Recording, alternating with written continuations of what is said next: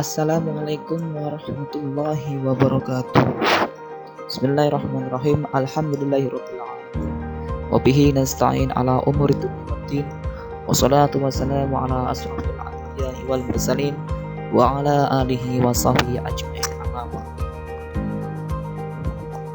Yang terhormat selaku dosen pengampu mata kuliah pengembangan profesi, yaitu Dr. Anda Ibu Wiji Hidayati, Master Agama, dan yang terhormat pula yaitu para rekan Prodi Manajemen Pendidikan Islam UIN Sunan Kalijaga. Pertama-tama marilah kita panjatkan rasa tasyukur nikmat kita kehadirat Allah Subhanahu wa taala yang telah memberikan rahmat dan inayahnya kepada kita semua sehingga kita selalu dalam keadaan sehat walafiat. Salawat serta salam tetap tersurah limpah abadikan kepada junjungan kita Nabi Agung Muhammad SAW yang telah membawa umatnya dari zaman kegelapan menuju zaman yang terang benderang ini karena adanya iman Islam yang lisan. Baiklah, di sini saya akan menjelaskan sedikit mengenai strategi, model pengembangan dan penilaian kinerja profesi dosen.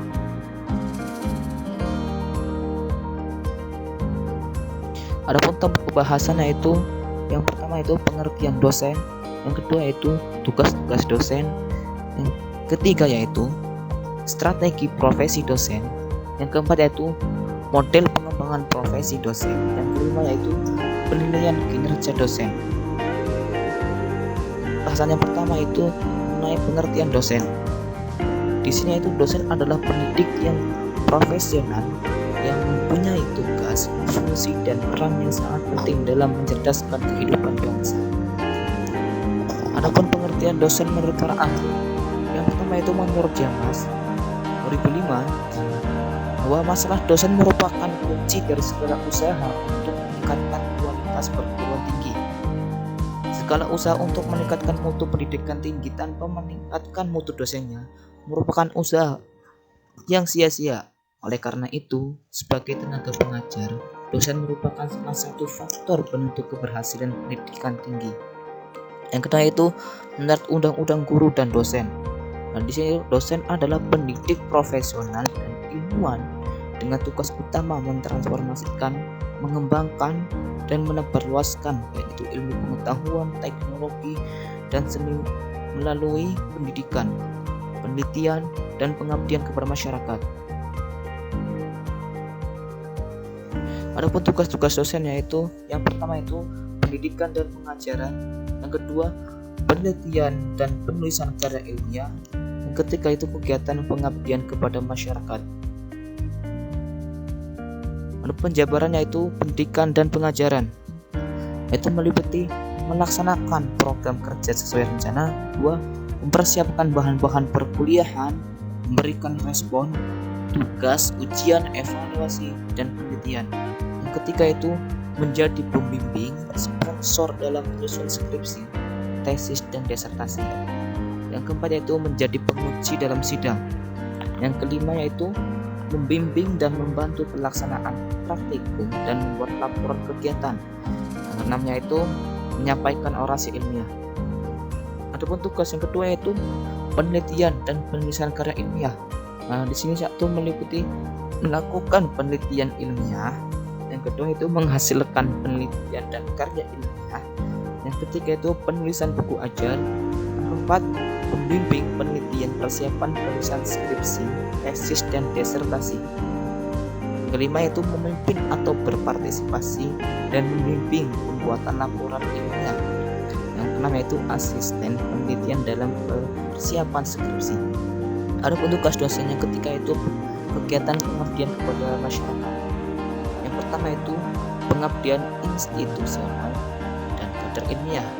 Yang kedua itu merancang kebijaksanaan dan keseluruhan rencana induk akademis. Yang ketiga yaitu merancang kebijaksanaan dalam keseluruhan rencana induk atau akademik dan fisik. Yang keempat yaitu pemegang otoritas dalam bidang spesialisasinya. Yang kelima itu merencanakan dan melaksanakan program pembentukan atau pembinaan kader. Dan yang terakhir itu membantu masyarakat dengan memberikan penyuluhan dan pelaksanaan hasil penelitian. Adapun strategi dosen.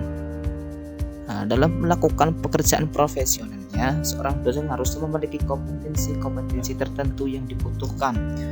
Kompetensi ini diartikan dengan seperangkat pengetahuan, keterampilan, serta kepribadian yang dibutuhkan untuk menjalankan tugas profesionalnya. Seorang dosen atau pendidik yaitu harus tahu arah ke depannya seperti apa, tujuan dari pendidikan, kualifikasi pendidikan atau dosen itu seperti apa. Itu semua sangat diperlukan karena hal ini menjamin akan mutu pendidikan. Nah, yang kedua yaitu tujuan pendidikan. Tujuan pendidikan menurut Al-Ghazali 2009 itu yang pertama menggali dan mengembangkan potensi atau fitrah manusia. Yang kedua yaitu mewujudkan profesionalisme manusia untuk mengemban tugas keduniaan sebaik-baiknya. Yang ketiga itu membentuk manusia yang berakhlak mulia, suci, jiwanya dari kerendahan budi dan sifat-sifat tercela. Kualifikasi pendidikan atau dosen itu untuk menentukan mutu dosen, yaitu pertama kualifikasi pendidikan atau dosen. Kualifikasi pendidik atau dosen itu berdasarkan undang-undang guru ditentukan bahwa seorang pendidik wajib yang pertama itu memiliki kualifikasi akademik dan kompetensi pendidik sebagai agen pembelajaran. Yang kedua itu memiliki kualifikasi akademik dan kompetensi pendidik sebagai agen pembelajaran. Yang ketiga yaitu kualifikasi akademik diperoleh melalui pendidikan tinggi program sarjana atau S1 atau program diploma D4 yang sesuai dengan tugasnya itu sebagai guru. Dan untuk S2 atau sarjana itu tugasnya untuk sebagai dosen. Adapun strategi dilakukan universitas, yaitu strategi ini yaitu untuk menentukan mutu dosen yang berkualitas tinggi. Yang pertama itu mencakup gaji dosen sesuai dengan peraturan yang telah ditetapkan. Yang kedua yaitu mengadakan penelitian atau workshop. Yang ketiga yaitu dosen yang akan menempuh sertifikasi akan memperoleh tunjangan profesi. Selanjutnya itu strategi peningkatan mutu dosen dalam proses KPM. Yang pertama itu komitmen, kesadaran dan disiplin dosen untuk waktu memulai dan mengakhiri perkuliahan sangat diperlukan. Yang kedua itu kontrak perkuliahan pada permulaan tatap muka harus disampaikan pada awal semester perkuliahan dimulai. Ketika itu dosen harus tetap konsisten terhadap materi perkuliahan yang telah disetujui atau disepakati tim dan pimpinan dan sesuai aturan kaidahnya. Yang keempat yaitu sistematika pengajaran harus tetap menjadi perhatian dengan contoh-contoh yang relevan dan empiris sehingga menjadi menarik, bervariasi dan tidak membosankan.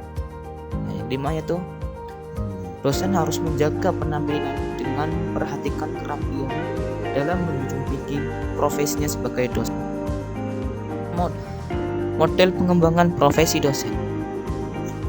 Istilah pengembangan profesionalisme dosen dapat didefinisikan sebagai suatu usaha terintegrasi dan terorganisasikan untuk membantu dosen memperoleh kesejahteraan, pengetahuan, keterampilan, keselarasan, dan kepekaan dalam melaksanakan kegiatan pembelajaran dan penelitian. Usaha ini mengandung pengertian yang komprehensif karena tujuan yang paling utama adalah meningkatkan belajar mahasiswa sehingga mereka mampu melaksanakan tugas pembangunan di masa depan. Nah, di sini itu ada dua tipe pengembangan, yaitu pengembangan profesi dosen secara individual.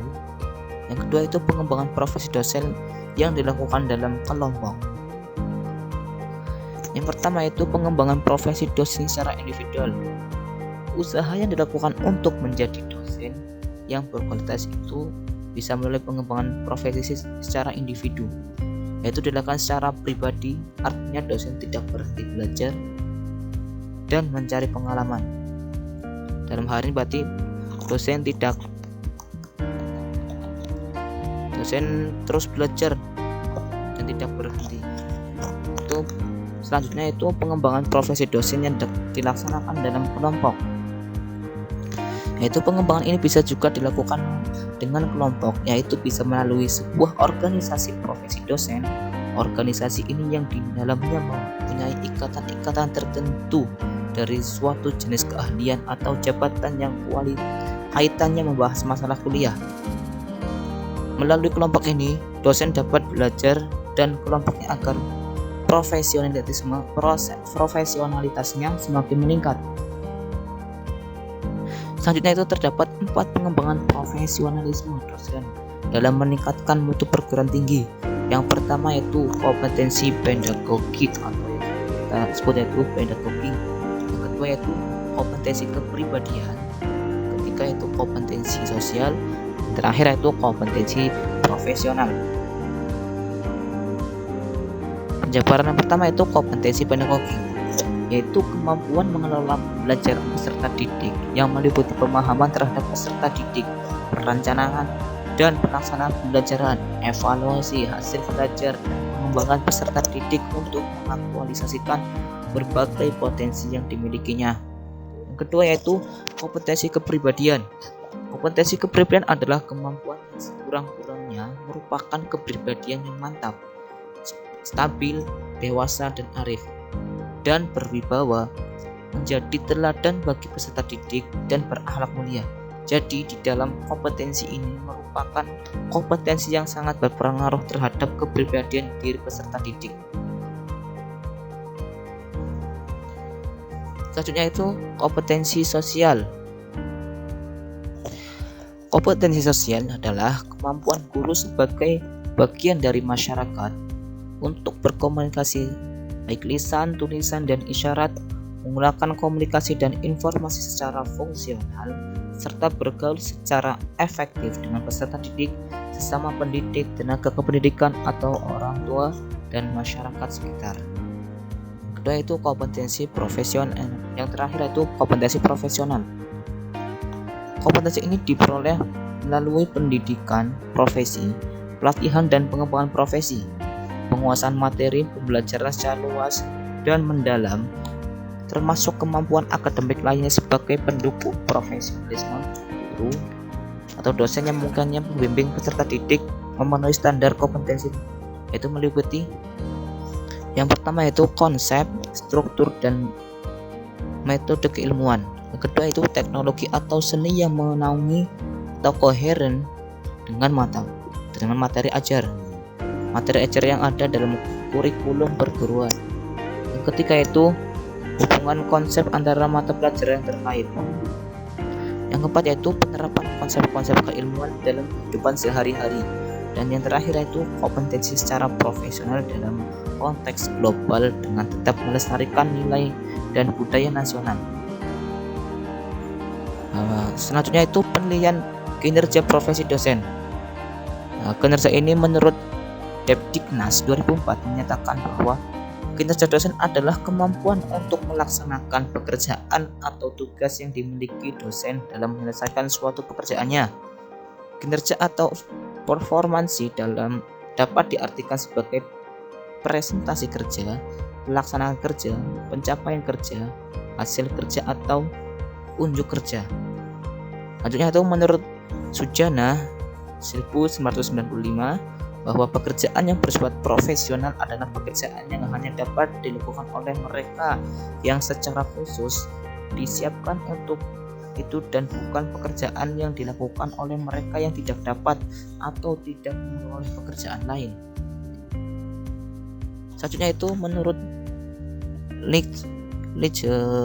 Seniati Khairi 2005 melakukan penelitian dengan menyimpulkan bahwa evaluasi atau penilaian terhadap kinerja dosen dapat dilakukan dengan menggunakan metode 360 derajat dengan melibatkan yang pertama yaitu mahasiswa sebagai konsumen untuk menilai dosen dalam bidang pengajaran.